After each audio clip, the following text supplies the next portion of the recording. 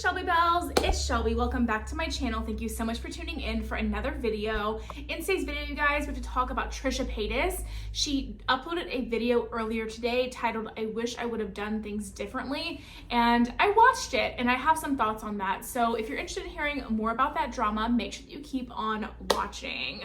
Okay, before we get into today's video, if you are new here, my name is Shelby. I'm the crazy cat lady of the drama community here on YouTube. I bring you the tea 7 days a week with the help of my investigative research team, Mr. and Miss Kitty. This is Mr. Kitty. He's really the face of the operation here on my channel. He loves to be held, loves to be cuddled, loves to hang out on his throne here. And then we have Miss Kitty. She's really the brains of the operation. She finds all the receipts and all the tea. If you have a receipt from Miss Kitty, you guaranteed it's the true tea, the facts, all of that.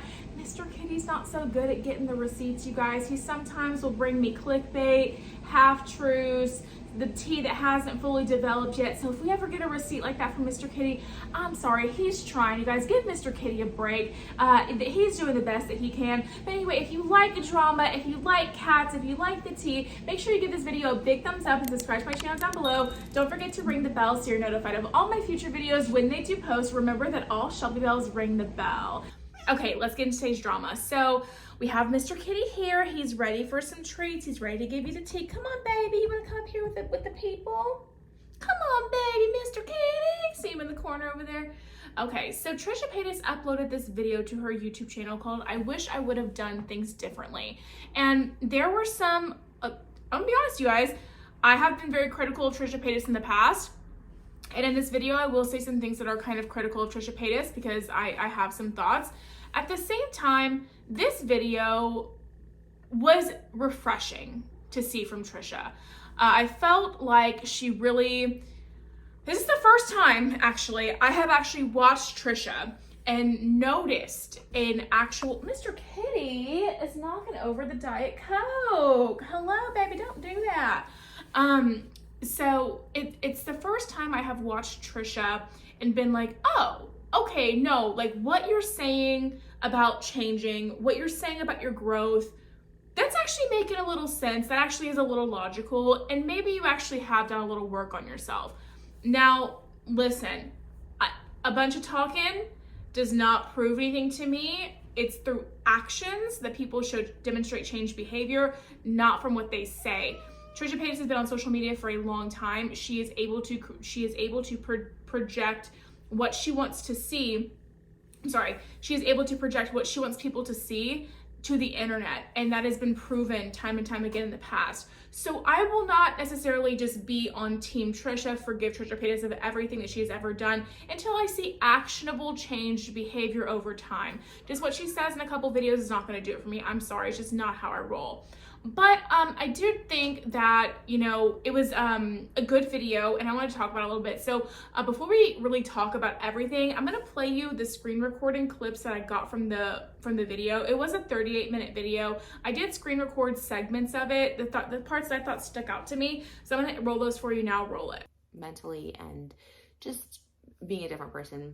I think I'm pretty much proof that people can change. I know a lot of people still are skeptical of it, and I get it. It's only been, it hasn't been long, right? Like, I get it. Like, I'm not one to be like, listen to my words to tell you I've changed. Like, you know what? And like I said, when I see comments like, wow, like I can see a difference, even if they can't put their finger on it, like that means a lot to me because I have been putting in so much work on myself since 2019.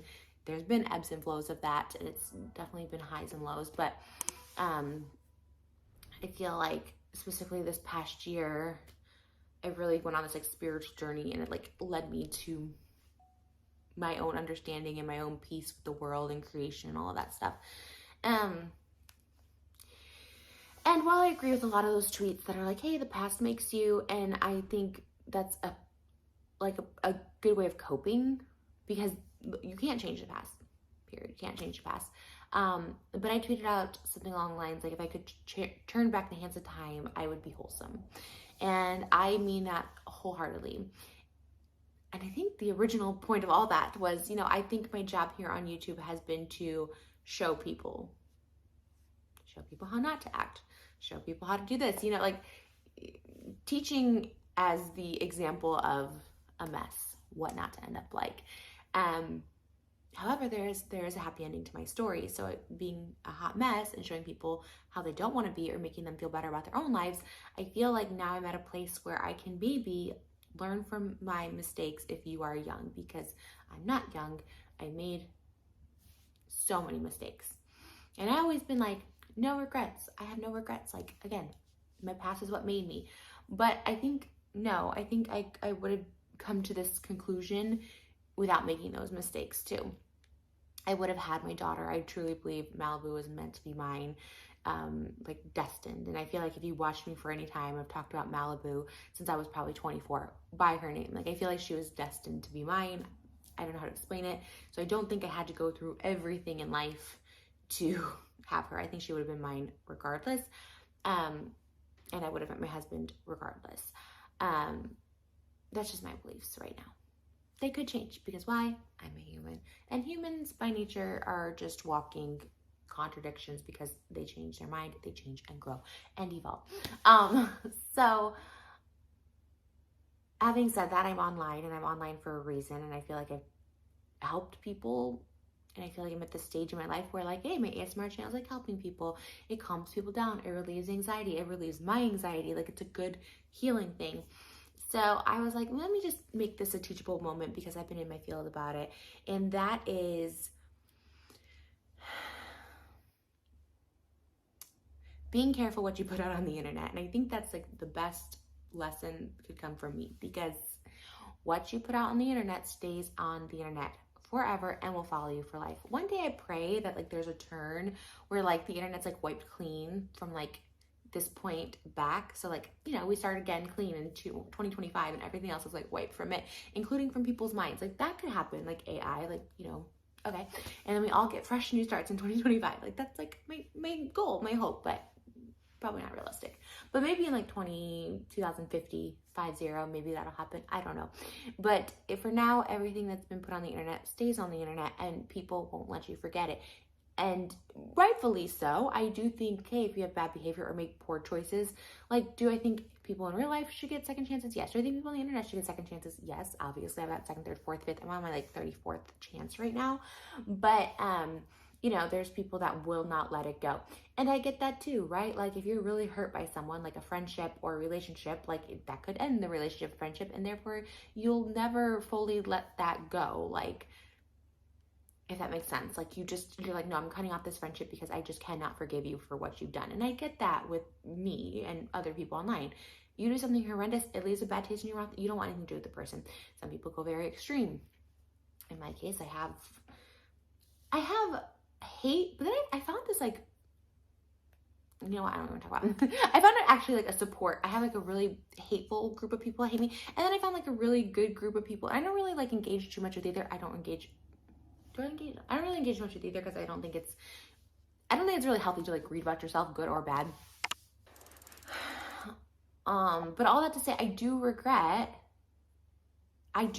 putting out a non-wholesome image. Like I wish, even if it's not truly authentic to myself, right? Because I put out a lot of stuff that wasn't truly authentic to myself, including trolling. So I put out a inauthentic version of myself that was like I wouldn't say nasty, like just stupid, dumb, attention seeking. That wasn't me. So I put that out there. So it's like, why wouldn't I put out a version of myself if I was being inauthentic anyways, like a clean, wholesome version of myself? And I love that. And I could see from like, because I haven't lived that life, right? There was YouTubers that were very wholesome, never talked about sex, never did anything bad, like acted like they were 18 when they were 30, right? Like I love that. And then now they kind of like, no, I'm gonna be bad now. Not bad, but you know, they want to be more authentic to themselves because obviously like you're 30 years old, you're gonna like have sex and drink or whatever. But I wish I could have held on to wholesomeness. I wish I could have created wholesomeness and held on to wholesomeness. I think there's a lot of people that have done that. I think, I don't watch her too much, but I just know like her vibe, Rosanna Pansino. I think she has a very wholesome vibe. And I tend to like gravitate towards people that like are wholesome now because I'm like, dang, I really wish, because you know, their life isn't perfect and cookie cutter, no pun intended, but like, it's nice to have that illusion, that escape, right? Like I used to love to watch the Brady Bunch when I was a kid because I like wanted that family situation so bad. I wanted lots of siblings and, you know, a wholesome family and going to school and packing sandwiches and like all this, I don't know. So like, I guess I've always kind of been attracted to wholesomeness in my life. And again, I like my OF, but now being a mom, I literally am thinking like now, gosh, I really wish I could take back everything adult related because, and you can't possibly know this or feel this until you have, like, until I had my daughter, because I would say even before, while I was pregnant, like, you know what, she's going to be open-minded, like, it's fine, like, you know, people are going to be accepting of that, and if they're not accepting of that in, like, the future, then, like, you know, then I don't want her hanging out with those people or whatever. But until I had her, I think she's up with her dad right now. Okay, I hear them, they're getting a bottle. You know, I couldn't know how I feel, but how I feel is like, and again, this is just for me personally, I don't judge anyone else. I think there's people who balance sex work and adult life and stuff like that with being a mother. I think they do it perfectly and they don't have regrets about it, and I think that's great. But I do have regrets because I don't want my daughter looking at me through the lens that I looked at Pamela Anderson or Anna Nicole, right? Like, obviously I wasn't raised by them, so it's a little bit different. Like, she's gonna know me and stuff, but and the media being me, how I twisted my sexuality and projected like this overtly sexual image. So I was, in my head, the Pam Anderson and the media, like twisting it all around, and now my daughter will eventually have to see it and know about it, and like that's something that's way in the future, but it's something that I don't know how I'm going to talk about it. And I don't know how I'm going to talk about it without crying or feeling ashamed, you know? Because the fact of the matter is,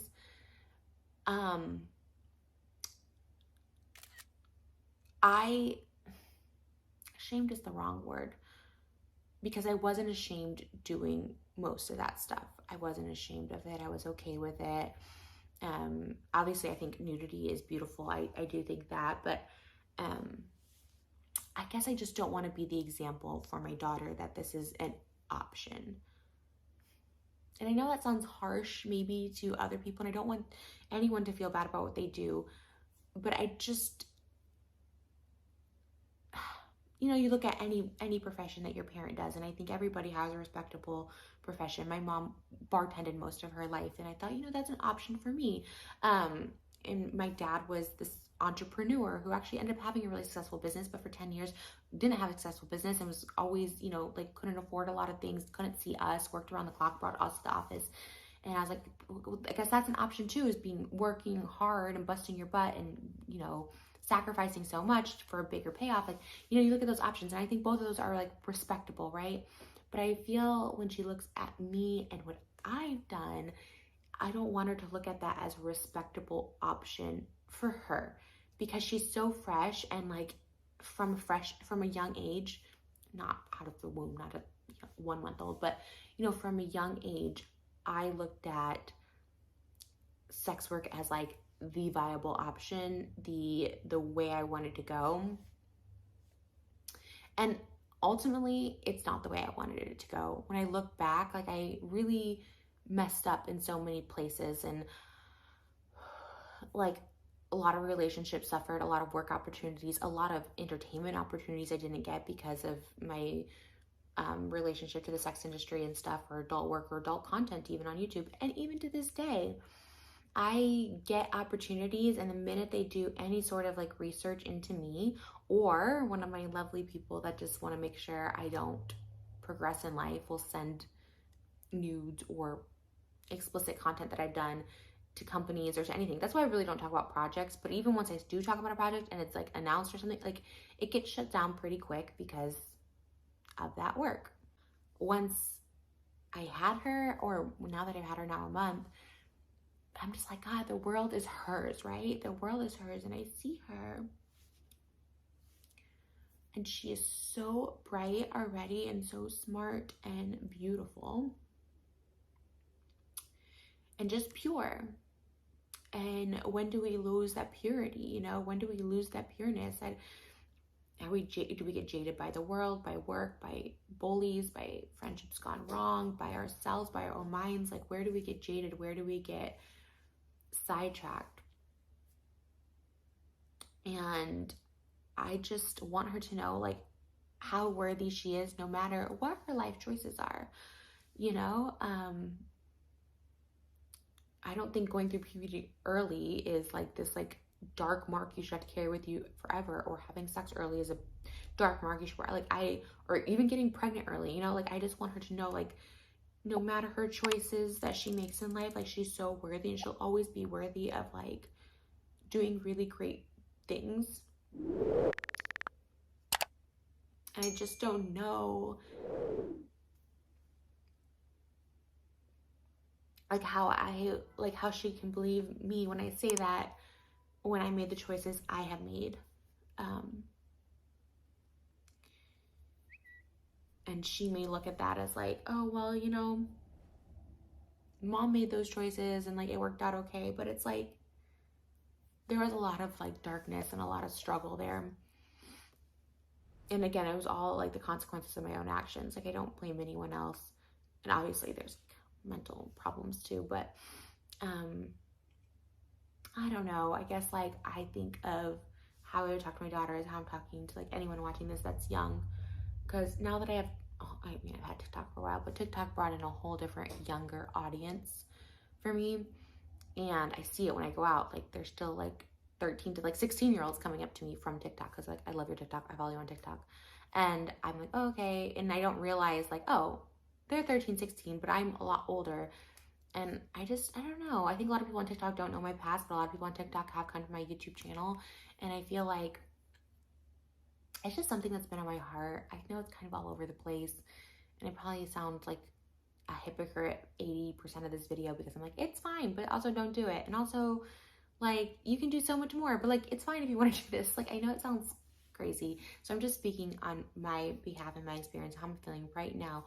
Okay, and you know, Trisha did seem to, she's saying some things that are really making a lot of sense here, you guys. And you know, I'm not a mom. I don't necessarily know if I ever want to be a mom, but I will say that when it comes to healing and growing and stuff, what I've heard is that when you become a mom, when you start parenting your child, it's a way of healing your inner child, because you want the child to have everything you didn't. You want the child to learn and grow from things you've been through. And through that process, and this is just as a teaching thing in general, when you teach, you also learn more yourself. So for her raising her child and, you know, wanting to teach her child how to navigate life and everything, it's going to in turn help her heal and learn from what she's been through in her past. And she says a lot of things that she regrets in her past are related to the adult industry. And, you know, as far as that goes, I personally am not someone who is, listen, sex workers, you know, they have to make money too. I get that. I am not somebody, I'm a little bit more conservative in that way. I would never be a sex worker. I would never be a stripper. Nobody wants to see me strip, but I would never be a stripper. I would never do any of those things, right? Just because me personally, I could not do that. My body is I think of my body in a way that I do not want to share it with the world like that. So I don't know. I'm a little bit more conservative when it comes to those things, I think. But there's nothing wrong with people that choose to have those types of professions, right? Because every single job that is out here to be had in the world, it serves a purpose, right? So sex workers, they do serve a purpose, whatever that may be. So I think that her regret for working in the adult industry, I have to say that in some ways I can understand that, because when you have a daughter, and as being a woman, you know, being a woman, we are so, from such a young age, sexualized in just like the most odd ways, whether that's, you know, in school saying that your skirt can't be above a certain length on your leg, or that you can't wear a tank top to school, or just little things like that, because of God knows whatever reason they're coming up with, right? I have to sit, okay. Mr. Kitty, if you guys have been watching my videos this week, Mr. Kitty has this new thing that he does where he tries to bite my toes, and I like to sit crisscross applesauce in this chair while I'm filming because it's more comfortable, but I have to like tuck my toes like way farther in here. Anyway, we're dealing with it down here. Mr. Kitty, what are your thoughts on all this? Because you have a lot to say, right? Mr. Kitty is kind of, okay, so you kind of have the same thought process as me with this, where you're like, okay, you can understand that now Trisha's a mom, so, and, you know, Mr. Kitty, but you're a man, so let the women, let me talk about this, and let me say some stuff first, because you're a man, Mr. Kitty, and frankly, love you so, you've never been through some of the stuff as a man that the women go through, okay? So, as a woman, you are so sexualized from such a young age, and it is, it's a huge problem. And then, you know, I can imagine that as a mother, when you're raising a daughter, you don't want your daughter to be sexualized from a young age, like all women are. You want better for your daughter than what you've had for yourself, right? I'm gonna adjust the camera a little bit because I feel like it's not as flattering as I wanted. And so, I can understand Trisha's want for things to be different for Malibu, and for her rationale of when she knows that inevitably Malibu will see some of her, just or hear about things that has been on the internet about her mom, that, you know, she would want better for her, and she would want Malibu to know that there is a different way to go about things, especially considering what Trisha says is the reason that she got into the adult industry to begin with. Now, if you guys, these are words I never thought I'd say, but if you are interested in hearing more about that entire journey from Trisha, I wasn't gonna play the entire 38-minute video in this video, right? But I do think that this particular video of Trisha's, I think it might be important to go and listen to it if you want to understand a little bit more about what I'm talking about here.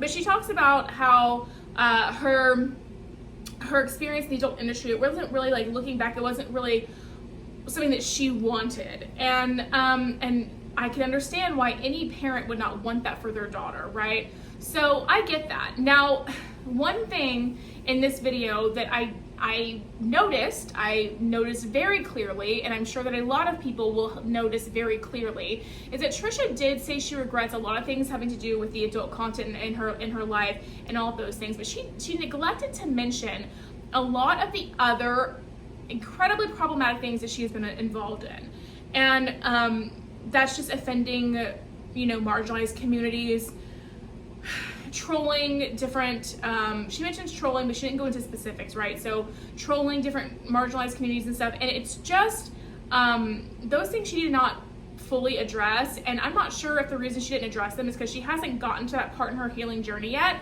or because she just doesn't want to bring them up because she doesn't want to acknowledge the fact they actually happened. Because I'm just gonna be honest, if and when she ever does acknowledge the fact that those things actually happened and those things were true and all of these things, when she does that, that's gonna open up a whole other can of worms that I don't think she wants to deal with.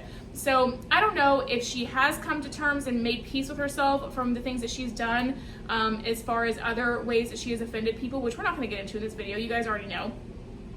Or if she just hasn't gotten to that part in her journey yet, or if she, or what the reason was she didn't address those. But this is primarily circled around her involvement in the adult industry. I do have a problem with her not addressing everything else, right? Because if you're making a 40-minute video about the things you regret doing and how you did them, I think that the marginalized communities that you offended over time, they deserve at least a couple minutes of a mention in that video about how you did them wrong. If you're regretting everything and apologizing for things, I think that they deserve a mention and some time and an apology from you as well. So that is a little bit of criticism there in this video for Trisha. Like I said, I'm not sure the reason that she did not address that or whatever. But overall, I'll say that, you know, there were some things that Trisha was saying, as, you know, when it pertains to healing and growing and things like that, that make a lot of sense. And that I think that, you know, maybe she actually is on that path to learning and growing. Now, like I said, it's going to take more from me to sit here and believe that there's changed behavior. I just can't. I can't believe it straight away. But I'm willing to, you know, I'm willing to listen if she continues, you know, down this path, and if she has more apologies, I'm willing to listen to them and evaluate as we go on and stuff. But I think that this video was very big of Trisha Paytas to make. I think it was a very big, respectful thing for her to do, and I think it's showing that we're on the right track here. Now, I don't know, guys. I've been very critical of Trisha in the past, and just who I am, it just takes more for me to flip over to the other side. It just takes more than that. But it's a step in the right direction, and that's all you can ask for. Listen, I've never wished harm on Trisha. I've never wished any ill will towards her. I've always wanted the best for her and her family, and for her to be happy. I just want everyone to be happy, right? Because that's what you should be. You should be happy living the life that you're in and living your best life, and healing from trauma and stuff is a big part of that. She mentioned in her video she doesn't know where it goes wrong, because it's true. When you're a baby, you are pure. You are pure. And she said, where does it go wrong? Where do we start becoming tarnished or tainted? Is it from school? Is it from whatever? And what I have to say is, Trisha, the truth is it's a combination of all those things. And one thing that you didn't mention is a lot of it has to do with parenting as well. And so it's just a combination of all those things, and just how life affects a person that creates trauma, that creates issues and insecurities and things that take us from that pure state that we're born in and turn us into who we grow up and inevitably end up being. And the best thing that you can do as a parent, this is coming from somebody who isn't a parent, but I am a daughter, is that, do your best with your child. The only thing you can do is the best with your child. And doing the best for your child means doing the best for you. It means making sure that you inside are healed, you inside are good, and you inside are ready to show love and provide and care for another person. And that's the only thing that parents can do, like the biggest thing, I guess, like in a nutshell, that's what you have to do. If you are still suffering from your own generational trauma or your own issues, it's just going to get passed down and down and down the line. And it takes someone to do the work on themselves and heal to stop that generational trauma. And Trisha, I'm going to be honest, you've got a lot of work ahead of you. I think there's been so many things, and then the fact that you're a public figure and everything is out there to be seen, that is going to make it a lot harder for you to end the generational trauma with your daughter. But it doesn't only come from you, it also comes from her father Moses too. It's going to have to come from Moses as well, and Moses has his own issues and trauma and things that he's bringing down from his line, because everyone does. We know Moses has issues with his family. There's big issues here in your family life as it pertains to Ethan and Ela. Like, you guys aren't talking to them. Like, those things will have an effect on your daughter. And if you do truly want the best for your daughter, which I clearly can tell that you do, then it takes a lot of work, and it seems like you're on that path, but there's much work to be done. So my advice would be to, heal all aspects of what's going on in your life, not just, your regret for being in the adult industry, but, Moses needs to deal with his stuff as well, and maybe start talking to his family again. And you guys need to, and I've said it for a long time, they need to be on amicable terms, right? And I think that's going to be a big part of it too. It's a big thing to heal the generational trauma, to stop it so it doesn't continue down the line. And if that's what she wants, which is what every parent wants, you got to do the work and be there and like she said, be present, do all these things. And she made a lot of good points in her video, but I do think that she left out some important parts. But I mean, maybe she's not there yet, or maybe she doesn't want to acknowledge those things publicly. I'm not sure, but I was impressed with the video for the most part, and I wish Trisha the best. I've always only wished Trisha the best, love and light. I have held her accountable for a lot of things, and I don't regret those things. But I will say that people can grow and people can change, and she's right. Your past does not define you. You can always change and start fresh. You wake up every day and you can decide to be different and to change and to do better. But the past does not go away either, and who you were in the past shapes who you are in the future, because you learn and you grow from those things. And unfortunately, that's a lot of learning and growing you got to do. But I mean, if you can do that and you can really truly grow, not fall back into old habits, not steer from the path that you want to be on, then you can make it out here, you know, and you can. And this is something that everyone goes through. Everyone goes through healing. Everyone goes through trauma. Everyone goes through wanting to be a better version of themselves, right? And everyone's trauma is different. Everything that people have gone through are different and all of that. The thing with Trisha is her stuff is very, very public, which makes this a lot, you know, different and all of that. And, you know, that's part of who she is, though. You know, if she can turn it around and really change and be this wholesome person, she kept using the word wholesome, if she can really be this wholesome, you know, different, healed, complete version of herself, well, we'll see in the future. I think that she could do great things. I really do. But we'll see what happens with that. I don't know, you guys. Let me know in the comment section down below what you think of Trisha Paytas saying she regrets everything. Let me know what you think about that in the comment section down below. I'd love to hear from you. Do you think it was a bunch of bullshit? Do you think that she made some points? I want to know what you guys think in the comment section down below. Really, honestly, on this one, I'm very curious to hear your thoughts. And aside from that, that's going to be it for today's video, you guys. If you did enjoy it, make sure you give me a big thumbs up. Subscribe to my channel down below. Don't forget to ring the bell so you're notified of all my future videos when they do post. Remember that all Shelby bells ring the bell. And yeah, guys, if you enjoyed today's video, YouTube should be suggesting a couple more down here for you to choose from. So I'd love it if you did that. And aside from that, I will see you in the next video. Bye, guys.